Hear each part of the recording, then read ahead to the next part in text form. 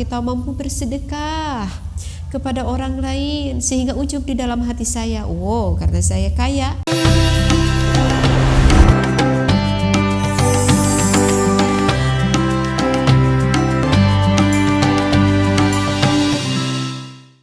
Assalamualaikum warahmatullahi wabarakatuh. Izin bertanya, di antara syarat diterima sholat adalah tidak ujub. Apa pengertiannya? Sekian, terima kasih. Wassalamualaikum warahmatullahi wabarakatuh. Waalaikumsalam warahmatullahi wabarakatuh. Bismillah, alhamdulillah, wassalatu wassalamu ala rasulillah. Bagaimana ketika kita hendak mau sholat tetapi hati kita ujub kepada Allah? Bukan hanya hendak kita mau sholat saja ya, baik di dalam ibadah yang lain, ibadah apapun itu. Maka jika ada ujub di dalam hati kita, maka itu termasuk dosa yang lebih membahayakan sekali gitu. Karena itu adalah ibadah yang berhubungan dengan hati. Jadi cirinya ketika kita mau sholat, ada perasaan ujub di dalam hati kita, itu adalah kita menganggap bahwa diri kita pada saat ini kita bisa melakukan sholat ini, itu hatinya itu berpikir bahwa itu bukan anugerah dari Allah gitu. Tetapi dia berpikir, hatinya berkata bahwa saat ini saya bisa melakukan sholat karena atas kemampuan diri saya sendiri. Nah itu jika kita hendak sholat ataupun ibadah apapun itu, jika hati kita seperti itu, maka itu adalah ada ujub di dalam hati kita. Maka bagaimana ibadah kita itu, sholatnya tidak akan kita terima oleh Allah.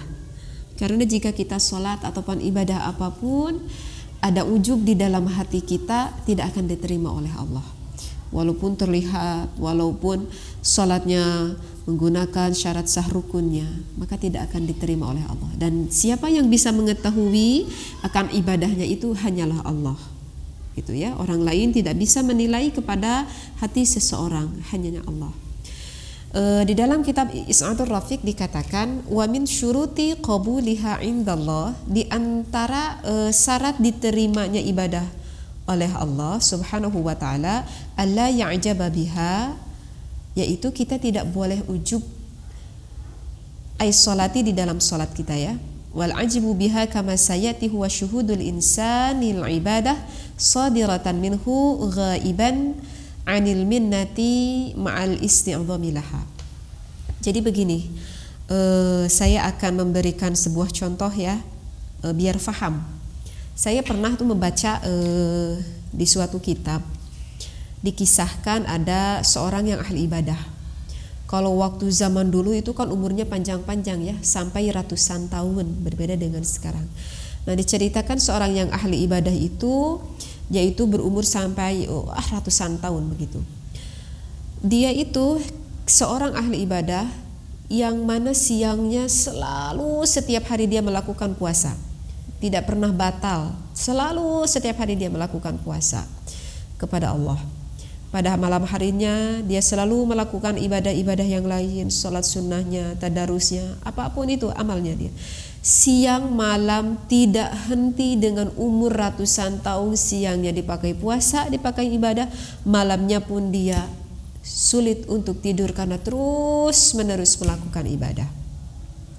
Meninggallah orang tersebut. Ketika di akhirat, malaikat berkata kepada orang ahli ibadah itu bahwa kamu hendak akan dimasukkan ke dalam syurganya Allah atas rahmatnya Allah, atas kasih sayangnya Allah. Begitu malaikat berkata kepada orang ahli ibadah tersebut. Maka orang yang ahli ibadah tersebut berkata kepada malaikat, saya pantas masuk ke dalam syurganya Allah itu karena saya adalah seorang ahli ibadah. Karena setiap siang saya selalu melakukan puasa, melakukan ibadah, setiap malam saya tidak pernah berhenti melakukan ibadah, sehingga ya saya pantas, saya masuk ke dalam syurganya Allah. Sehingga orang ahli ibadah itu merasa berpikir bahwa dia pantas masuk ke surga karena ibadah-ibadahnya itu yang tidak henti-henti. Berarti tidak ada bedanya orang itu ketika melakukan ibadah di dalam hatinya penuh keujuban kepada Allah, penuh kesombongan kepada Allah. Dia berpikir merasa bahwa kekuatan yang ada di dalam dirinya, dia bisa melakukan ibadah semata-mata hanya dirinya. Dia tidak berpikir dia melakukan ibadah itu semata-mata sebetulnya adalah anugerah dari Allah Subhanahu wa taala. Dia terus berdebat dengan malaikat. Kata malaikat, bukan, kamu akan masuk ke surga bukan dari ladang ibadahmu, tetapi itu semata-mata karena anugerah dari Allah, kasih sayang Rahman Rahim Allah. Tetapi lelaki itu berkata, bukan dari ibadah saya. Kata malaikat, beginilah, kalau kamu tidak percaya, maka akan saya timbang seberat apakah amal ibadah kamu, apakah cukup untuk kamu layak masuk ke dalam syurganya Allah. Kemudian ditimbanglah amal ibadahnya itu selama beratus-ratus tahun, ditimbanglah oleh malaikat. Ternyata bagaimana? Amal ibadahnya yang sekian lama, beratus-ratus tahun, dibandingkan dengan sebelah mata ahli ibadah orang tersebut, masih berat sebelah mata orang tersebut untuk mensyukurinya kepada Allah. Tidak ada artinya, cuman hanya sebelah mata. Tidak bagus juga kan orang tersebut masuk ke dalam surga hanya dengan sebelah mata. Seperti itu. Akhirnya seorang ahli ibadah itu tetap kekeh dengan keyakinannya, dengan keujubannya, sehingga na'udzubillahi min dzalik, sia-sialah ibadah dia selama beratus-ratus tahun, dan dia pun dimasukkan ke dalam nerakanya Allah. Na'udzubillah. Jadi menurut saya, bagi kita disuprih untuk getol ibadah, sudah tentu ibadah yang wajib itu merupakan kewajiban, apapun itu corak warnanya, seperti kita sholat, seperti kita thalabul ilmi, itu merupakan suatu kewajiban. Jadi tanamkan di dalam hati kita, ibadah apapun itu, tanamkan di dalam hati kita bahwa ini adalah perintah dari Allah, bahwa ini adalah bukti cinta saya kepada Allah, bahwa ini adalah bukti saya sebagai hamba mengabdi saya kepada Allah, seperti itu. Jadi jangan sampai kita di dalam melakukan ibadah, misalkan kita mampu bersedekah kepada orang lain sehingga ujub di dalam hati saya, karena saya kaya, karena saya merasa mampu mempunyai uang sehingga saya sanggup untuk bersedekah ke ini, ke ini, ke ini. Dia tidak berpikir bahwa rezekinya itu hanyalah titipan dari Allah. Dia berpikir bahwa kekayaannya itu bukanlah dari Allah, tetapi hasil dari jerih payah saya. Nah, itu yang membahayakan. Bahkan itu jika tidak bertaubat, ya sudah, ahli neraka orang seperti itu. Gitu, ahli neraka orang yang seperti itu. Jadi ibadah hati itu sangat, ibadah hati itu sangat harus sangat betul-betul diperhatikan di dalam ibadah hati kita itu, gitu. Karena jangan sampai kita merasa bahwa saya suka sholat, bahwa saya suka amal ibadah yang lain. Jangan sampai kita di akhirat itu fotol. Artinya di akhirat itu kok perasaan saya suka sholat, perasaan saya suka melakukan amal ibadah yang lain, tetapi ketika di akhirat amal ibadah kita itu tidak ada.